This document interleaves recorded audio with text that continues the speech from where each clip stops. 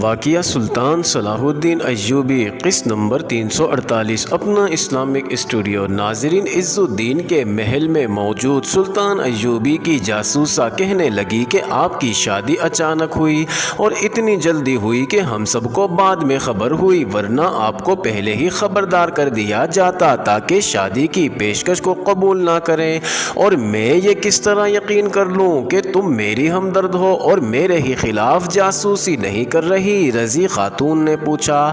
ناظرین، خادمہ کے ہونٹوں پر مسکراہٹ آ گئی۔ رضی خاتون کو گہری نظروں سے دیکھتے ہوئے بولی، اگر میں کوئی امیر کبیر عورت ہوتی، کسی محل کی شہزادی ہوتی، کسی شہزادے کی بیوی ہوتی اور میری حیثیت آپ جتنی ہوتی تو آپ مجھ سے ایسا سوال کبھی نہ پوچھتی، آپ ہر جھوٹ کو سچ مان کر دھوکے کا شکار ہو جاتی۔ میری حیثیت ایسی ہے کہ میرا سچ بھی جھوٹ لگتا ہے۔ کیا آپ کو ابھی تجربہ نہیں ہوا کہ صداقت اور جذبہ صرف غریبوں کے دلوں میں رہ گیا ہے؟ آپ کو آنے والے حالات بتائیں گے کہ آپ کو کس پر اعتبار کرنا چاہیے، ایک غریب خادمہ پر یا حلب کے بادشاہ پر جو کہ آپ کا خاوند ہے؟ آپ مجھ پر اعتبار کرنے کا خطرہ مول لے لیں اور دعا کریں اللہ آپ کی اور ہماری مدد کرے۔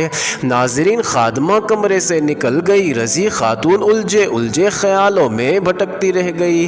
وہ کمرہ جس کی سجاوٹ اور جس کا سامان شاہانہ تھا اسے جہنم کی طرح نظر آنے لگا۔ ناظرین، 2-3 روز رضی خاتون کو عز الدین نظر نہ آیا۔ اسے کمرے میں کھانا وغیرہ پہنچایا جاتا رہا، خادمائیں اس کی حاضری میں کھڑی رہیں۔ اس کے آرام اور دیگر ضروریات کا خیال اس طرح رکھا جاتا جیسے وہ کوئی ملکہ ہو، مگر یہ شہنشاہی اسے ذہنی اذیت دے رہی تھی۔ وہ ایک سلطان کی بیوہ تھی، اس کی زندگی میں بھی اس نے کو کبھی ملکہ یا شہزادی نہیں سمجھا تھا۔ اس کی صرف یہ خواہش تھی کہ مردوں کے دوش بدوش میدان جنگ میں جائے، صحراؤں میں لڑے اور اسے شہیدوں میں سے اٹھایا جائے۔ ناظرین، ایک روز عز الدین اس کے کمرے میں آ گیا اور مصروفیت کی بنا پر اتنے دن نہ آ سکنے کی معذرت کی۔ میں نے آپ کی غیر حاضری کی شکایت تو نہیں کی، رضی خاتون نے کہا۔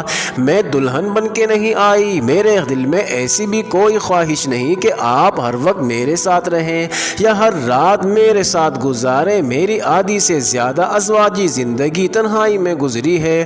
نور الدین زنگی مرحوم محاذ پر رہتے تھے اور میں ان کے نہیں ان کی لاش کے انتظار میں رہتی تھی۔ محاذ پر نہ ہوں تو سلطنت کے کاموں اور فوج کی تربیت میں مصروف رہتے تھے، لیکن وہاں میں بھی مصروف رہتی تھی۔ سلطنت کے بعض کاموں کی نگرانی اور شہیدوں کے گھروں کی دیکھ بھال میرے سپرد تھی۔ میں جوان لڑکیوں کو زخمیوں کی مرہم پٹی، تیغ زنی، تیر اندازی اور گھڑ سواری کی تربیت دیتی تھی۔ وہاں میں ایک کمرے میں قید نہیں تھی جس طرح یہاں قید کر دی گئی ہوں۔ یہ قید مجھے پسند نہیں۔ میں یہ نہیں کہتا کہ نور الدین زنگی مرحوم نے سلطنت کے کوئی کام اپنی بیوی کے سپرد کر کے اچھا نہیں کیا تھا، عز الدین نے کہا، لیکن میں کسی سے نہیں کہلوانا چاہتا کہ حلب کی قسمت بنانے اور بگاڑنے میں ایک عورت کا ہاتھ ہے۔ تم میری بیوی ہو، میں تم پر کوئی ایسا بوجھ نہیں ڈالنا چاہتا جس کا تعلق ازواجی زندگی سے نہیں۔ ناظرین، چونکہ رضی خاتون کو عز الدین کی نیت کا پتہ خادمہ سے چل چکا تھا، اس لیے اس نے اپنے اس دوسرے خاوند کی ایسی باتوں سے اپنے آپ کو اس خود فریبی میں مبتلا نہ کیا کہ وہ پیار کا اظہار کر رہا ہے۔ وہ ایک بار آج ہی اس کی نیت کو بے نقاب کرنے کا ارادہ کیے ہوئی تھی۔ وہ کم عمر نہیں، پختہ کار عورت تھی، مگر جس طرح مجھے اس کمرے میں قید کر دیا گیا ہے یہ مجھے پسند نہیں۔ رضی خاتون نے کہا، میں آپ کے حرم کی کوئی زر خرید لڑکی نہیں۔ رضی خاتون، عز الدین نے کمرے میں ٹہلتے ہوئے کہا، تمہیں ازواجی زندگی ذہن سے اتارنی ہوگی جو تم نے زنگی مرحوم کے ساتھ گزار دی ہے۔ انہوں نے تمہیں جو آزادی دے رکھی تھی وہ مجھے پسند نہیں اور یہ کسی بھی خاوند کو پسند نہیں آ سکتی۔ کیا تم باہر گھومنا پھرنا چاہتی ہو؟ 4 گھوڑوں کی بھگی موجود ہے، جب چاہو باہر جا سکتی ہو۔ جسے محل کے اندر گھومنے پھرنے کی اجازت نہیں، اسے باہر جانے کی اجازت کیسے مل سکتی ہے؟ رضی خاتون نے پوچھا، کیا واقعی آپ نے حکم دیا ہے کہ میں محل کے اندر کہیں نہیں جا سکتی؟ میں نے یہ حکم تمہاری سلامتی کے لیے دیا ہے، عز الدین نے جواب دیا۔ تم جانتی ہو کہ حلب اور دمشق میں کیسی خون ریز خانہ جنگی ہوئی تھی۔ سلطان ایوبی نے تمہارے بیٹے کو شکست دے کر اسے اطاعت کا معاہدہ کرنے پر مجبور کر دیا تھا، مگر یہاں کے لوگوں کے دلوں سے وہ دشمنی نکلی نہیں۔ محل کے اندر ایسے افراد موجود ہیں جو تمہیں اور سلطان ایوبی کو اپنا دشمن سمجھتے ہیں۔ سلطان ایوبی کی فوج کے ہاتھوں ان کے گھر تباہ ہوئے اور ان کے جوان بیٹے مارے گئے ہیں۔ وہ جانتے ہیں کہ تم سلطان ایوبی کی حامی ہو اور دمشق پر تم نے قبضہ کرایا تھا۔ ان میں سے کوئی بھی تمہیں قتل یا اغوا کر سکتا ہے، وہ آپ کو بھی قتل کر سکتے ہیں، کیونکہ آپ صلاح الدین ایوبی کے دوست اور اتحادی ہیں۔ رضی خاتون نے کہا، تو کیا ہمارا یہ فرض نہیں کہ اس قسم کے افراد کو جو اتحاد اسلامی کے خلاف ہیں پکڑا جائے؟ کیا آپ کے پاس ایسے جاسوس اور مخبر نہیں جو تخریبی عناصر کا سراغ لگا کر انہیں پکڑوا سکے؟ میں تمام انتظامات کر رہا ہوں، عز الدین نے ایسے لہجے میں کہا جو اکھڑا اکھڑا سا تھا، جیسے اس کے پاس کوئی معقول جواب نہیں تھا۔ میں تمہاری جان خطرے میں نہیں ڈالنا چاہتا، کیا یہ خطرہ محل کے صرف اندر ہے؟ رضی خاتون نے پوچھا، آپ نے مجھے 4 گھوڑوں کی بھگی پر جہاں میں چاہوں باہر گھومنے پھرنے کی اجازت دے دی ہے، کیا باہر مجھے کوئی قتل یا اغوا نہیں کر سکے گا؟ ناظرین، عز الدین کچھ جواب دینے ہی لگا تھا، رضی خاتون نے اسے بولنے نہ دیا اور کہا، میں نے آپ کے ساتھ شادی صرف اس لیے کی ہے کہ نور الدین زنگی مرحوم اپنا جو مقصد ادھورا چھوڑ کر فوت ہو گئے ہیں وہ آپ سلطان صلاح الدین ایوبی اور میں مل کر پورا کریں۔ اس کے لیے ضروری ہے کہ اگر ابھی تک آپ کے زیر سایہ ایسے عناصر پرورش پا رہے ہیں جو ایک اور خانہ جنگی کے لیے زمین ہموار کر رہے ہیں تو ان کا خاتمہ کیا جائے اور قوم میں اتحاد پیدا کر کے صلیبیوں کو اس سرزمین سے بے دخل کیا جائے۔ کیا تمہیں یہ شک ہے کہ میں سلطان ایوبی کا اتحادی نہیں؟ کیا آپ مجھے یقین دلا سکتے ہیں کہ اس محل پر صلیبیوں کے وہ اثرات جو میرے بیٹے نے پیدا کیے تھے ختم ہو گئے ہیں؟ رضی خاتون نے پوچھا، کیا آپ کے تمام امراء اور سالار بغداد کی خلافت کے وفادار ہیں؟ تم یہاں سفیر بن کے آئی ہو یا میری بیوی؟ عز الدین نے قدرے تن سے کہا، میں جو ارادے لے کے آئی ہوں وہ بتا چکی ہوں۔ رضی خاتون نے کہا، میں اپنے وطن سے آپ کے بچے پیدا کرنے اور صرف بیوی بن کے اس کمرے میں رہنے کے لیے نہیں آئی، میں محل میں گھوم پھر کر یہ معلوم کرنا چاہتی ہوں کہ حلب صلیب کے سائے سے محفوظ ہے، اگر نہیں تو اس عظیم شہر کو محفوظ کرنا ہے۔ میں اپنے اس ارادے سے باز نہیں آ سکوں گی۔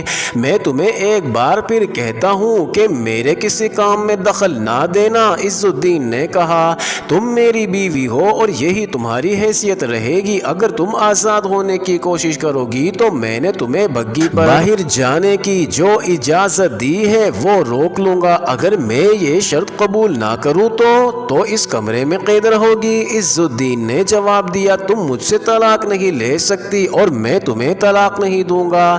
ناظرین، عز الدین باہر نکل گیا۔ آپ نے غلطی کی ہے، خادمہ نے رضی خاتون سے کہا۔ ناظرین، خادمہ پچھلے دروازے کے ساتھ کان لگائے عز الدین اور رضی خاتون کی باتیں سن رہی تھی۔ ناظرین، عز الدین باہر نکل گیا تو خادمہ پچھلے دروازے سے اندر آ گئی۔ اس نے کہا، اگر آپ ضد کریں گی تو یہ شخص آپ کو فی الواقع ایسی قید میں ڈال دے گا جو ہوگی تو آزادی مگر قید سے بدتر ہوگی۔ اب بادشاہ سلامت نے آپ کی نیت جان لی ہے، اب ان کے ساتھ اس سلسلے میں کوئی بات نہ کریں، ان کے سامنے خوش رہیں، بظاہر بے حس ہو جائیں۔ آپ جو ارادے لے کے آئی ہیں وہ ہم پورے کریں گے۔ مجھے یہ سن کر خوشی ہوئی کہ آقا نے آپ کو بگی پر باہر جانے کی اجازت دے دی ہے۔ ہم آپ کو اپنے کماندار سے ملوائیں گے اور اگر اسحاق ترک آ گیا تو اس کی بھی ملاقات آپ سے کرائیں گے۔ ناظرین دروازہ آہستہ سے کھلا، دونوں نے دیکھا رضی خاتون کی بیٹی شمس النساء تھی۔ وہ دروازے میں رکی، اس کے ہونٹوں پر مسکراہٹ آئی مگر آنکھوں سے آنسو بہہ نکلے، مسکراہٹ آنسوؤں میں بہہ گئی۔ ناظرین ماں نے آگے بڑھ کر بیٹی کو گلے لگا لیا اور دونوں کی ہچکیاں سنائی دینے لگی۔ خادمہ باہر نکل گئی۔ ناظرین کچھ دیر دونوں الملک الصالح کو یاد کر کے روتی رہیں۔ تم اتنے دن کہاں رہیں؟ رضی خاتون نے پوچھا۔ چچا یعنی عز الدین نے آپ سے ملنے سے منع کر دیا تھا، وجہ پوچھی تھی ان سے، انہوں نے گول مول اور محمل سی وجہ بتائی تھی، شمس النساء نے جواب دیا۔ ابھی انہوں نے کہا ہے کہ اپنی ماں کے پاس جاتی رہا کرو، انہوں نے یہ بھی کہا ہے کہ میں بہت مصروف ہوتا ہوں، تم اپنی ماں کے ساتھ زیادہ وقت گزارا کرو، انہوں نے یہ نہیں کہا کہ اپنی ماں پر نظر رکھا کرو اور مجھے بتایا کرو کہ اس کے پاس کون آتا ہے اور کیا باتیں ہوتی ہیں۔ ہاں، شمس النساء نے معصومیت سے جواب دیا، انہوں نے کچھ ایسی باتیں کی تھی جو میں سمجھ نہیں سکی، میں نے کہہ دیا تھا کہ اچھا بتایا کروں گی۔ انہوں نے یہ بھی کہا تھا کہ تمہاری ماں ضدی، وہمی اور جھگڑالو معلوم ہوتی ہے، اسے یہ بتایا کرو کہ میں بہت مصروف اور پریشان رہتا ہوں۔ سنو بیٹی، رضی خاتون نے کہا، اب یہ معصومیت اور بھول پن ترک کر دو، تم جوان ہو گئی ہو، میں یہ نہیں کہوں گی کہ اب تمہاری شادی ہو جانی چاہیے۔ مجاہدوں کی بیٹیوں کے ہاتھ پر لہو کی مہندی لگا کرتی ہے، زندہ قوموں کی بیٹیوں کی ڈولی کم ہی اٹھا کرتی ہیں، ان کی لاشیں میدان جنگ سے اٹھائی جاتی ہیں۔ تمہاری بدنصیبی یہ ہے کہ تم اپنے بھائی اور اس کے مشیروں کے سائے میں پل کر جوان ہوئی ہو۔ یہ سب غدار ہیں، تمہارا بھائی بھی غدار تھا، تم نے اپنے بھائی کی فوج کو اپنے باپ کی فوج اور صلاح الدین ایوبی کے خلاف لڑتے دیکھا ہے۔ تمہارا بھائی، جسے میں اپنا بیٹا کہنے سے شرمندگی محسوس کرتی ہوں، صلیبیوں کا دوست تھا۔ ان صلیبیوں کا دوست جو تمہارے مذہب کے دشمن ہیں، تمہارا باپ ساری عمر ان کے خلاف لڑتا رہا ہے۔